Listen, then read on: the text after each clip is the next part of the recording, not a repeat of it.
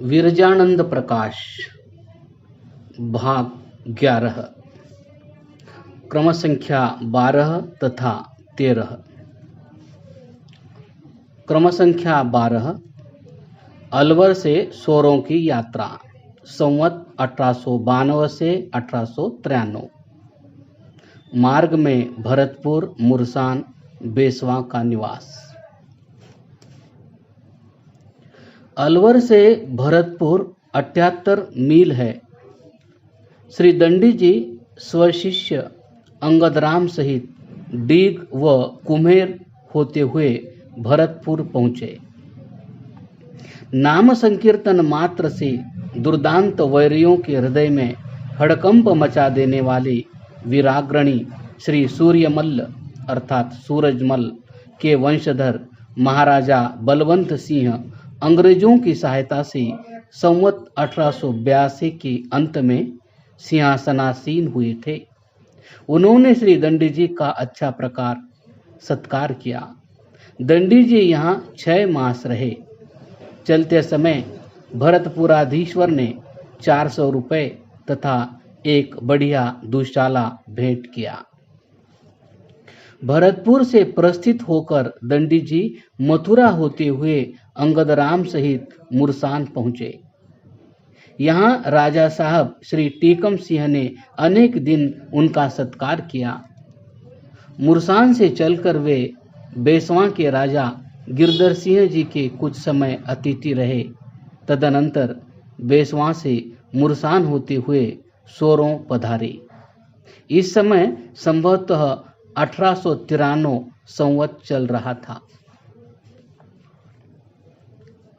क्रम संख्या 13 शुकर क्षेत्र द्वितीय निवास संवत 1893 से 1902।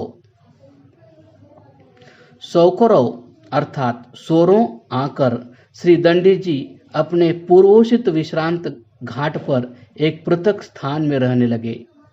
अंगदराम आदि छात्र उनके पास पढ़ने लगे। प्रायः प्रतिदिन कोई न कोई संपन्न महानुभाव आपके दर्शन को आते और श्रद्धापूर्वक भेंट कर जाते। इस प्रकार आपको व्यय की कोई कठिनता न थी। सर्व प्रकार का सुख था। अब आपका कहीं जाने का विचार न था। सदा के अभ्यासानुसार अध्यापन, मनन तथा भगवत चिंतन की शोभन वृत्ति से जीवन का सदुपयोग हो रहा था। इनके कारण विश्रांत का महत्व बढ़ गया था। अतः वहाँ के अध्यक्ष इनसे बहुत प्रसन्न थे। इसी प्रकार सोरों में पढ़ाते अनेक वर्ष व्यतीत हो गए। उनका जीवन अति पावन कार्यों में लग रहा था, तथापि उन्हें संतोष न था।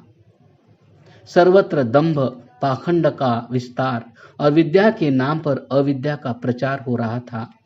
धर्म की ओट में प्रायः अधर्म का अनुष्ठान चल रहा था। देश की राजनीतिक पराधीनता प्रतिदिन बढ़ रही थी। आर्थिक अवस्था बिगड़ती जा रही थी। इस सब को देखकर विरजानंद का हृदय अति व्यथित था।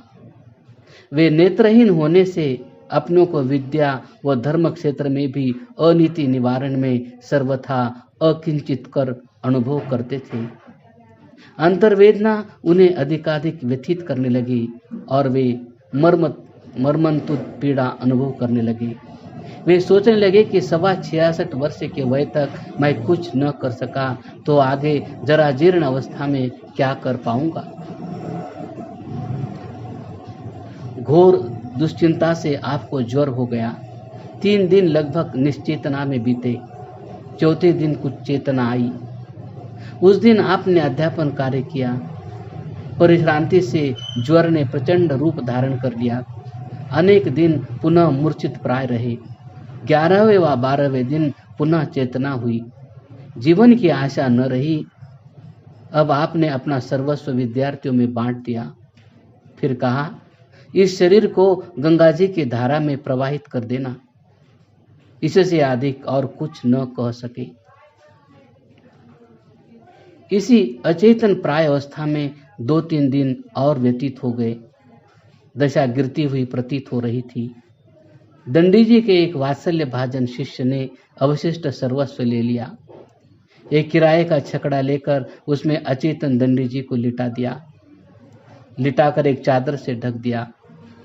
गाड़ी वाले से कह दिया, धारा पर ले चलो, यदि मार्ग में प्राण छूट जाए तो धारा में डाल देना, यदि जीवित रहे तो तीर पर उतार देना। गाड़ी वाली दंडी जी को प्रभात में ही लेकर चला था। धारा सोरों से प्रायः 4 मील है। वह 9 बजे के लगभग गंगा तीर पर पहुंच गया। वह निर्णय न कर सका कि शरीर में प्राण है या नहीं, अतः उसने से दंडी जी को किनारे पर ही उतार दिया। संपूर्ण दिवस वह उसी अवस्था में पड़े रहे। सोरों में उन दिनों एक सेवापरायण उत्तम साधु मथुरादास बैरागी थे। इन्होंने वैष्णव साधुओं के लिए 2 स्थान बनवाए थे। एक तो सोरों में अंबागढ़ के पास, यह अब भी विद्यमान है। दूसरा स्थान सोतुआ ग्राम में गड़िया घाट पर था। यह स्थान अब धारा ने काट दिया है। दोनों स्थान मथुरा जी की गढ़ी, मथुरादास जी की कुटी अथवा वैष्णव साधु छावनी अथवा छावनी मात्र कहे जाते थे। गड़िया घाट की छावनी में 100-200 साधु बने ही रहते थे। इस बृहद संख्या में से 1-2 साधुओं का किसी न किसी कार्य से धारा पर आते जाते रहना स्वाभाविक ही था। उस दिन भी गढ़ी के एक साधु ने सायं समय के समीप श्री दंडी जी को अचेतनावस्था में धारा पर पड़े देखा और उसने शीघ्रतर श्री महंत मथुरादास जी को सूचित किया कि एक सन्यासी मूर्छित अवस्था में पड़ा है। सेवाव्रती मथुरादास जी समाचार सुनते ही 5-7 साधुओं सहित वहां पहुंचे। आकर देखा तो पहचाना कि ये तो दंडी जी है। उन्होंने नाड़ी देखी तो प्राण शेष थे। उन्होंने तुरंत एक अच्छी खटवा मंगाई और उस पर लिटाकर उनके शरीर के कुछ भाग को एक चादर से ढककर उन्हें गढ़ी में ले आए। रात्रि भर समझदार साधुओं की देखभाल में उनको रखा। प्रभात में श्री दंडी जी चेतन होकर बैठ गए और उन्होंने प्रणव का उच्चारण किया। परिचर्या परायण साधुओं में समाचार सुन श्री मथुरादास जी आ गए। शरीर शुद्धि तथा दंत धावन आदि करा के मुग्ध दाली का यूष अर्थात पानी सेवन कराया। 3-4 दिन की मथुरादास जी की सेवा से दंडी जी स्वस्थ हो गए, पर निर्बलता शेष रही। दंडी जी की इच्छा विश्रांत पर स्वस्थान पर जाने की हुई, पर मथुरादास जी ने विनयपूर्ण आग्रह सहित दुर्बलता दूर होने तक उन्हें रोके रखा। स्वयं भी सदा उनके सन्निहित रहे। प्रस्थान की इच्छा हो जाने पर दंडी जी को बड़े बड़े राजा महाराजे भी न रोक सकते थे, परंतु भक्त साधु के समूहान अनुराग के वशीभूत हो रुके रहे। बदरिया के अंगदराम बड़े गुरु भक्त थे। उनकी विद्यमानता में कोई अन्य स्वार्थी शिष्य भी दंडी जी के साथ उपयुक्त आचरण नहीं कर सकता था। वे विद्याध्ययन चिरपूर्व समाप्त कर चुके थे। भोग प्रबल होता है।